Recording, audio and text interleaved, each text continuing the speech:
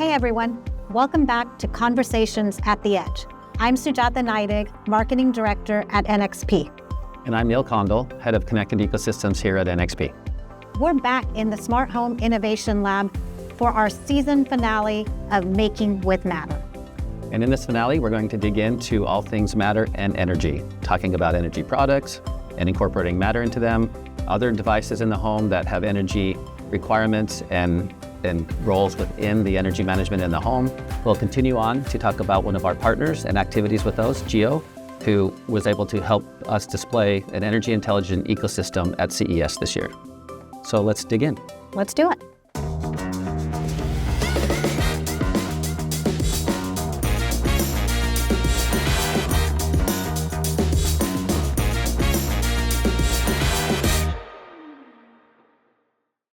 So let's dive in. I want to kick it off today, if that's all right, with this device that I've played with and showcased a bit. So we introduced this originally with Akara over a year ago at CES. So this is a device, again, that has the tri-radio capability in it, single chip that can run as a smart plug. Also enables the thread border router capability because it has Wi-Fi and thread and all those capabilities. Very cool device for that purpose, but we've upgraded it since with Matter 1.3 and 1.4 with some energy capabilities, which we want to talk about today. Yes, so yeah, exactly. Since we're talking about energy, why should companies making home automation devices like this or even appliance manufacturers, why should they really be looking at and investing in matter for energy? So that's a question that I think is really important because of the fact that energy, I believe, is one of those huge motivating forces that are going to bring smart home tech into more of the mainstream because it gives value more than just the fun tinkering and the hobbyists like myself sometimes to play with the lights and control everything, but it actually gives value to... It delivers a real experience that all consumers and homeowners can understand and value is what you're saying. Totally agree, right? From the point of like cost savings to also just being more environmentally conscious, to try to get our usage down, or even just to help the grid, right? When it gets overloaded or events that happen in places like Austin or wherever, right? We remember that, those of us that lived in Austin. For sure. So just talk a little bit about this. So this is a device that can help automate or even help energy awareness come to a regular device. So for instance, if you have a fridge today, you can plug it in through this smart plug, and it will report all of the real-time electrical measurements that are going through this device into that appliance, for instance. So that feeds into a Matter ecosystem, and any device that, for instance, like this device right here, this in-home energy display from Geo, can capture that information and use it as part of its intelligent management, which I think... You get to really get visibility by a device per device level on how the energy is being used and where the biggest usage is happening. Yeah, absolutely. Yeah, and so that energy awareness starts to take hold. So energy reporting starting in Matter 1.3 was available. And that's not only in smart plugs, but it can be used in refrigerators, for instance. It can be used in any device that incorporates that specific functionality within the device. And that's the foundation. Then we can go from there. In Matter 1.4, you had something called device energy management, which is the ability to pause, resume, change level control. And so you're actually intelligently controlling the device based off of what are the conditions in the home and the environmental situations, whether it's like peak power, so you're paying a lot of, or peak power pricing, you're paying a lot of, higher pricing, and then you want to be able to kind of lower the energy usage. So you could pause for instance, a dishwasher cycle or a washing cycle or your EV charging, or lower the level that it's charging at, which I think is be very valuable and something that we worked with Geo to demonstrate, which we'll talk about later. Well, since you bring up Geo, I think this will be a great time to bring them up as a kind of a case study about our engagement with Geo. They had a vision. What were the challenges they faced? How did we partner with them? And then what was the end experience that they were able to deliver? I know that's a lot to cover, but maybe we can walk through it in steps, because I think that will also implement the things you talked about, why energy matters for Matter, around the products, the experiences they deliver, and the ecosystems, right? Yeah, there's a lot to talk about with them, for sure. So right here, this is their main product. So Geo is a company out of the UK that we've been working with for a number of years. They've got this in-home energy display, which they work with the utilities to provide pricing and other environmental conditions, grid status and whatnot in the home. So a very valuable device, which will then, they want to really roll that out globally. So we love that device because all the capabilities it has in it, from Zigbee Smart Energy, so it can talk to the meters directly, to Thread, be able to talk to a device like this accessory thermostat, and of course Wi-Fi to be able to talk to their cloud and get all that information. And so I think they had the foundation of a couple products that they're really focused on, but they're not trying to go out and come out with appliances and smart plugs and all those other devices. They want to work with them and coexist with them in a broader ecosystem, but bring the energy awareness and energy intelligence into that whole domain there. Right. So they want to be able to deliver to consumers this energy intelligent home to be able to save cost and offload the grid and conserve energy where it makes sense without having to invest in the entire energy infrastructure for the home. Correct. And then just be that partner and really provide value, right? And instead of take away. So back to your question about kind of what we did to collaborate with them, especially we showcased here at CES in Vegas in 2025, a real, what we call an energy intelligent autonomous home. And to do that, there was definitely some challenges that even just implementing them, but even before that we had to conquer together. And Geo has been a really strong force within the Connectivity Standards Alliance to help drive a lot of the energy device capabilities. And we've been partnering with them, helping them, on all the things, the steps to go through to make those a reality and be able to be an official part of the spec as well as the certification program. And so devices like this smart meter, for instance, which is coming as part of the Matter specifications in the future, but other devices like enhanced thermostats. We've got a water heater here that also is an official device type within the Matter 1.4 spec.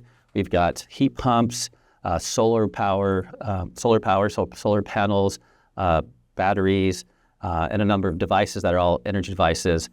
Companies like Geo help drive that to be a part of the spec so that they can be components within the energy management ecosystem. I think this is a great example of how Matter continues to evolve as a standard with contributions from industry leaders or industry experts. And I know, like you said, we worked pretty closely with Geo, being able to guide them through the process, right? Of how do you add a new device type to Matter? What are the steps to take, and helping them drive that. But they did a lot of the work on bringing their insights and expertise to how does Matter define these different device types for energy that are energy-related device types. And definitely, and they are always networking with companies that need to feed into this. So talking to EV charger companies, to metering companies, and so on.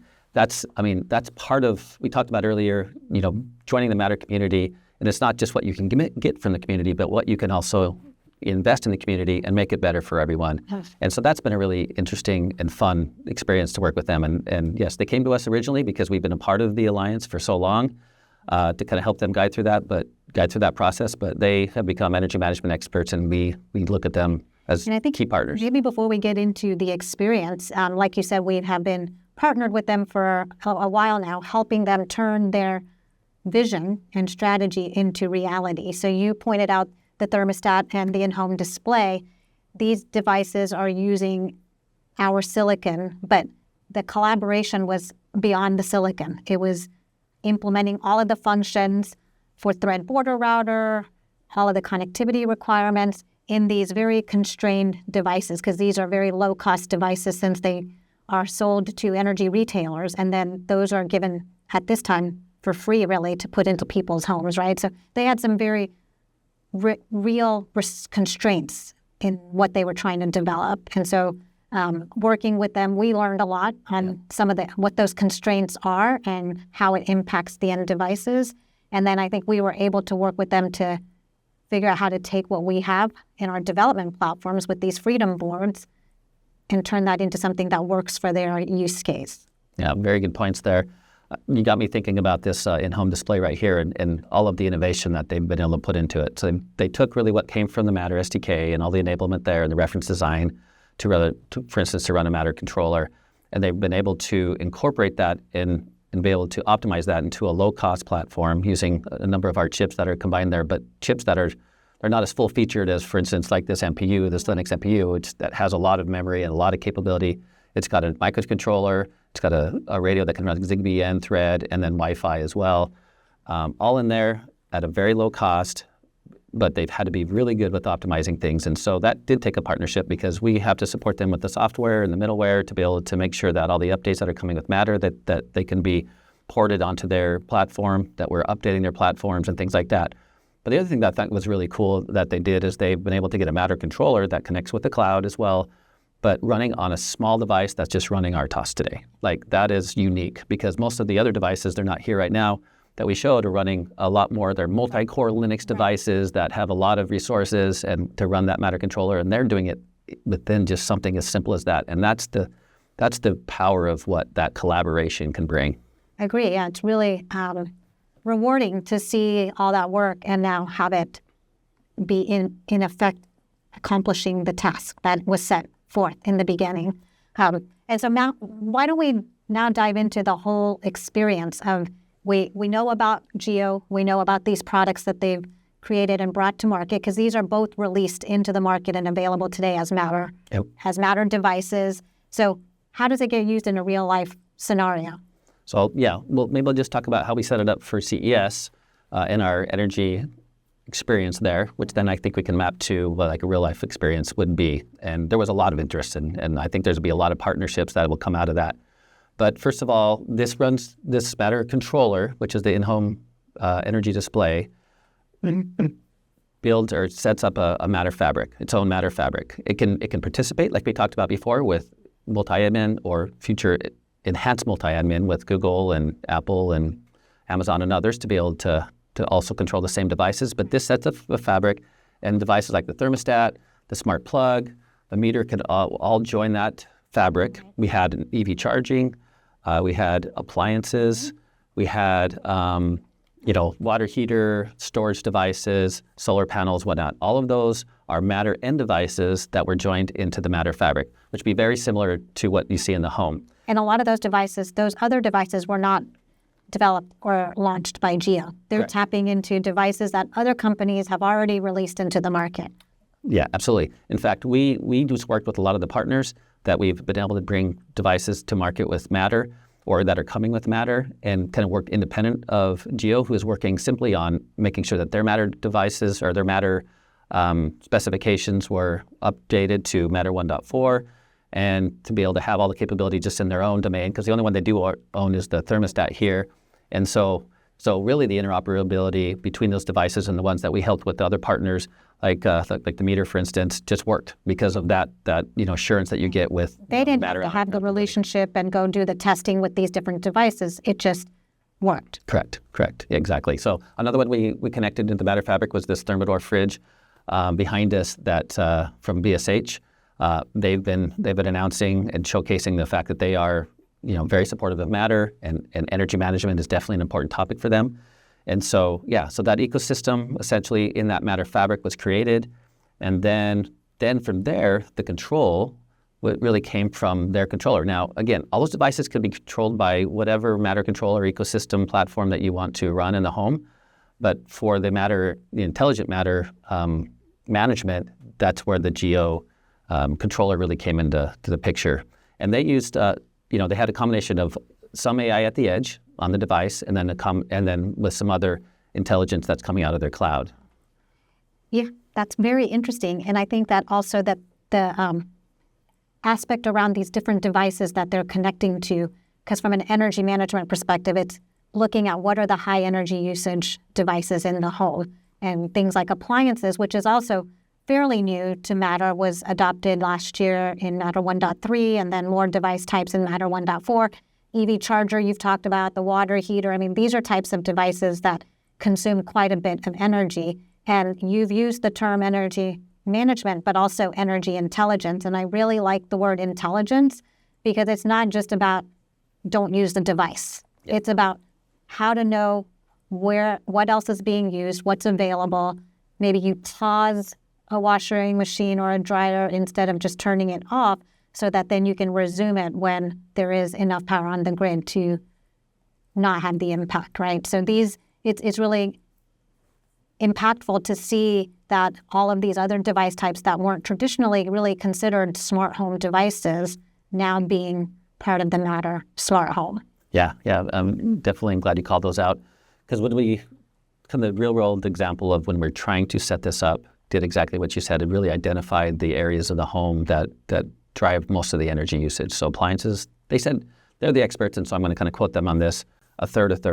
EV chargers and those kind of energy-related devices, then your traditional HVAC, water heaters, those types of things is the other third, and then appliances consumes the other third. And so we wanted to make sure that we had a sampling to showcase of all three categories and then how you interact with them. And I liked how you brought up the fact that, like with a washer, for instance, you can pause it, or a dryer, which is oftentimes a large consumer of energy, to be able to pause a dryer and then resume it when for whatever reason it was paused is no longer the case. So whether it be high energy pricing or some sort of critical event on the grid or the microgrid in the home and things like that. So why don't you go through the scenario and I'll kind of set the stage, because with Geo, when we were working with them, they clearly remembered when Austin had its energy grid failure a couple of years ago, and all of us that they were working with in Austin lost power, couldn't even get onto calls anymore because laptops were dead because we lost power for several days. And so they use that as a scenario to create this demonstration to showcase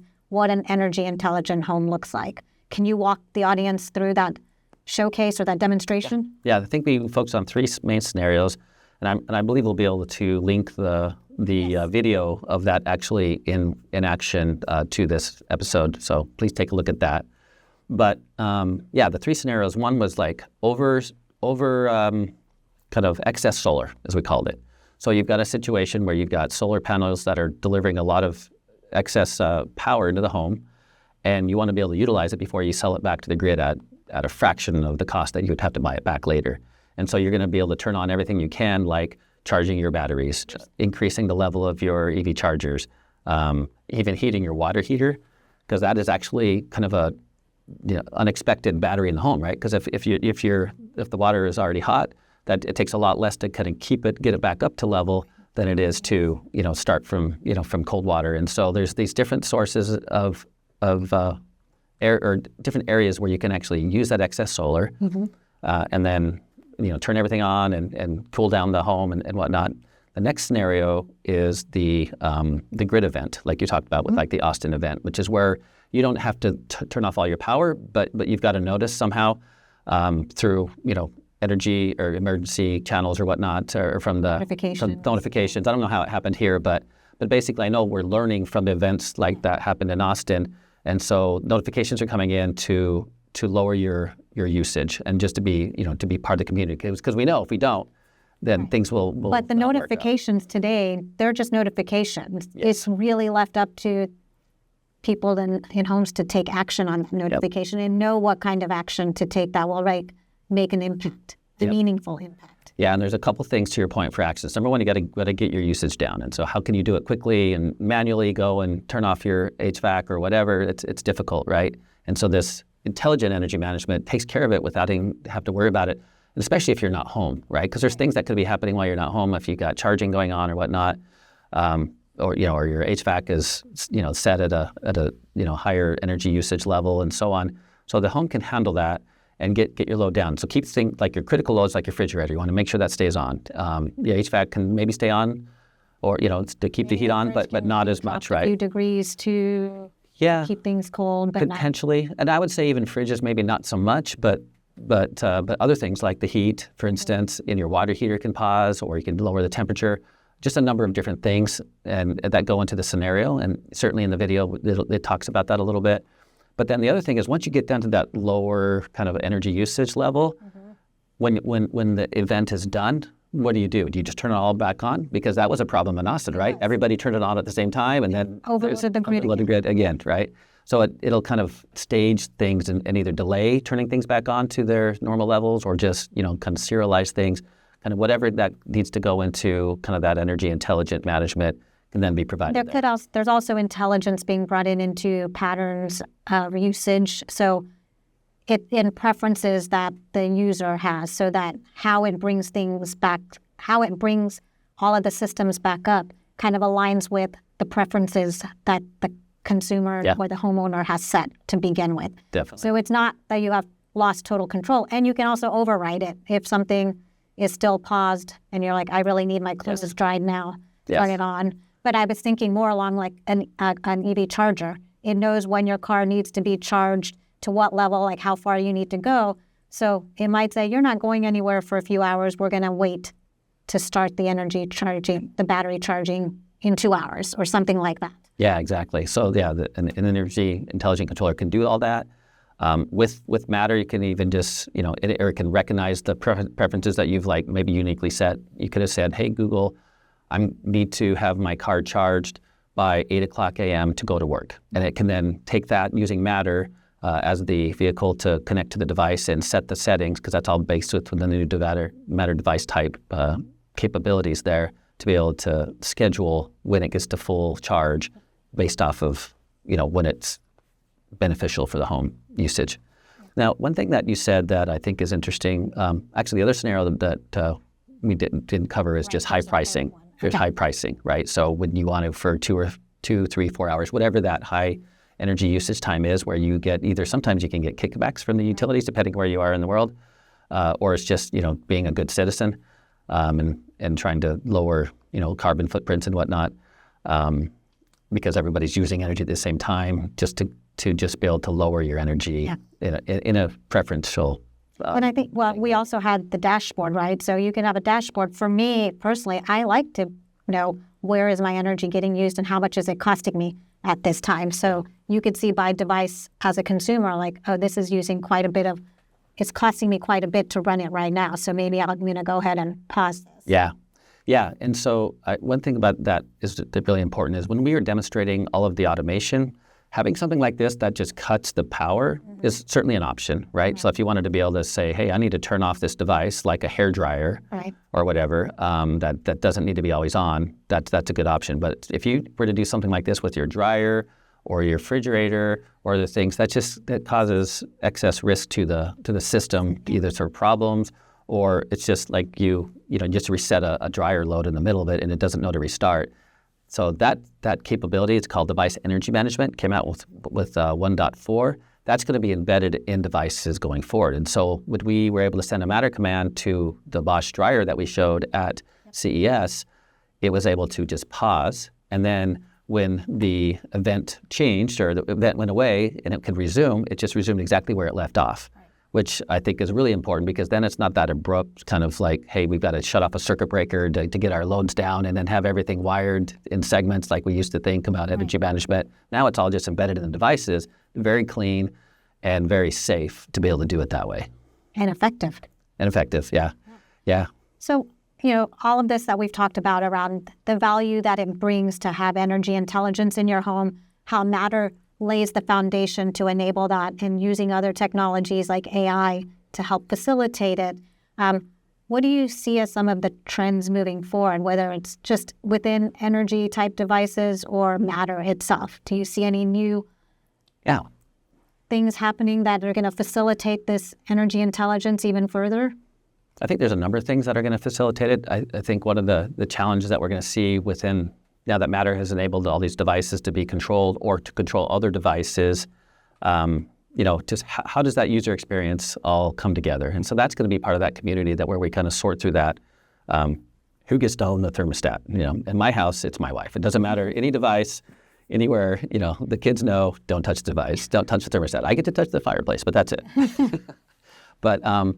But yeah, I mean, when you've got the devices that would be, challenging her or each other on who's going to own those things, I think that's where the AI aspect and the learning that you talked about earlier is going to come into play. Like, who gets preferential treatment? Who's the most critical? Even things like we're talking about energy here, but like security. Like, if something's happening in the home, safety, right? Safety and security. I mean, something's happening in the home and the doors need to be unlocked. Like, that overrides other preferences, right? Like, to make sure that people can get in, emergency services or whatever, or if there's a health situation, somebody's fallen and you make sure the doors are unlocked. That's something we also showed at CES, right, with our healthcare AI pieces. So that kind of AI recognition about that kind of awareness, I think will be really critical. In energy, using AI, and this is where AI is really going to have to come into the picture because every environment that these devices will find themselves in is different. So the number of occupants, the layout of the area, the devices that are present, and so on. And so to really do it well, AI is going to have to be a big factor.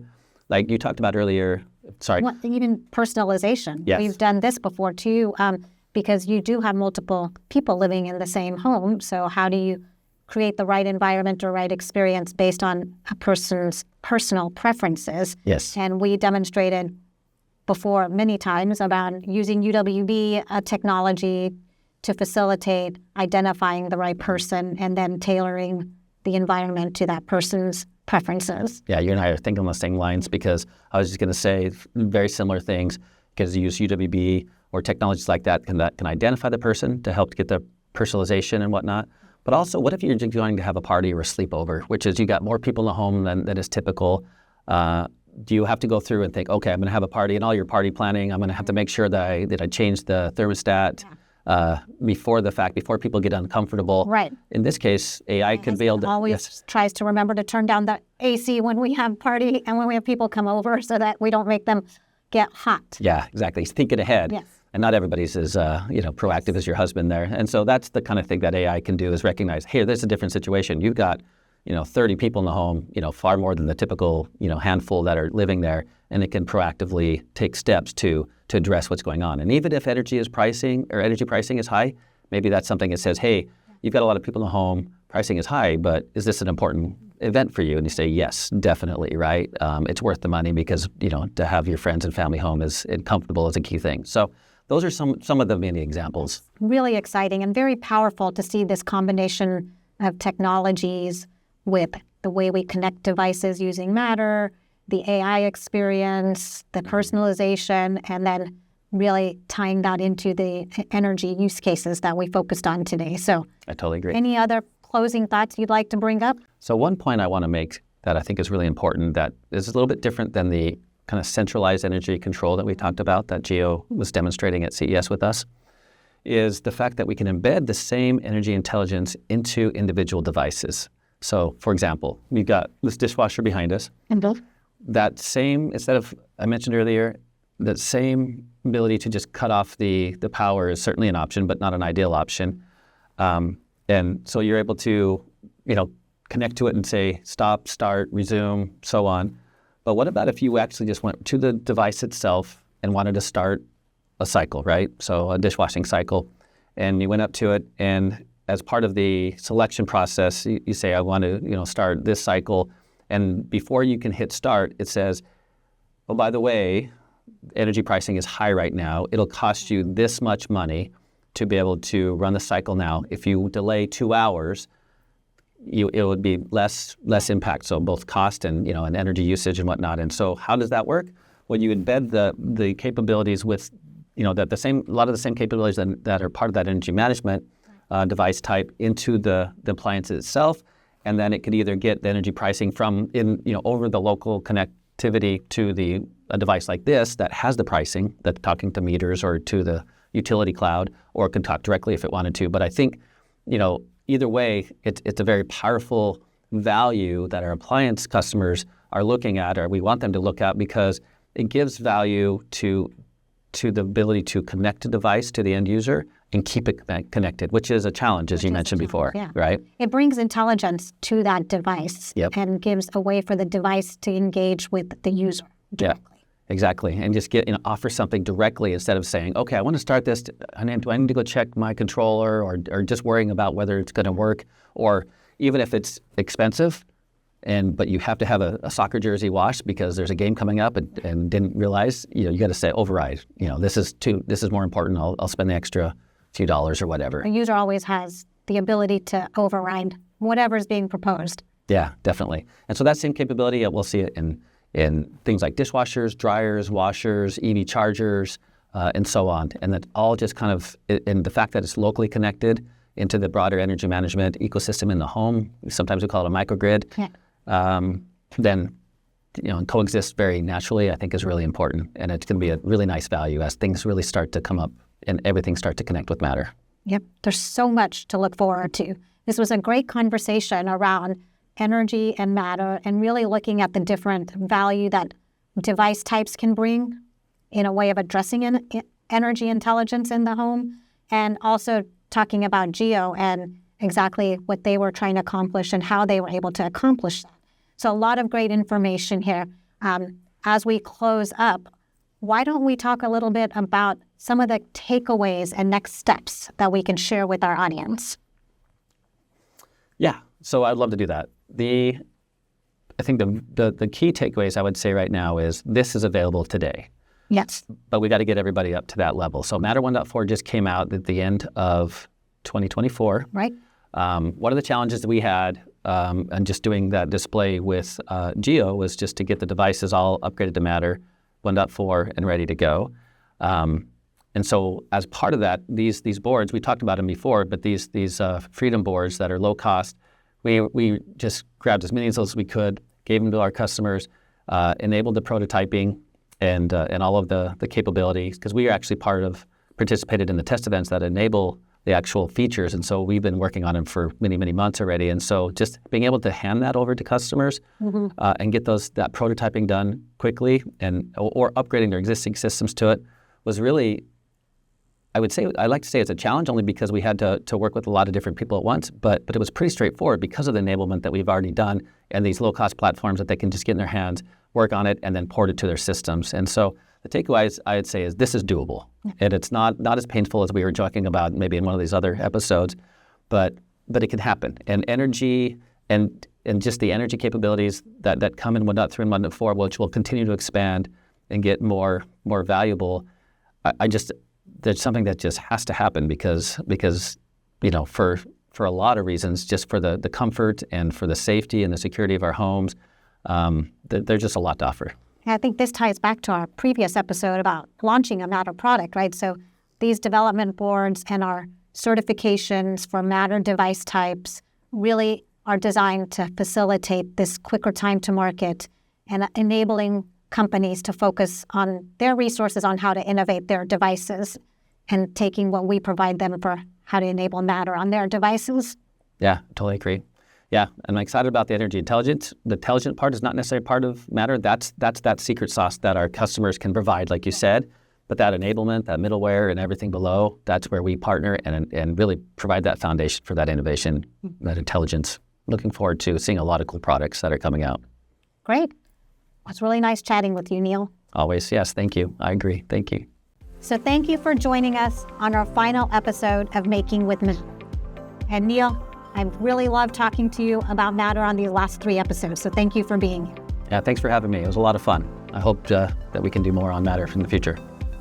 And join us on our next season of Conversations at the Edge, where we'll focus on the industrial market. Stay tuned for details. Please subscribe, smash that like button now. Good job.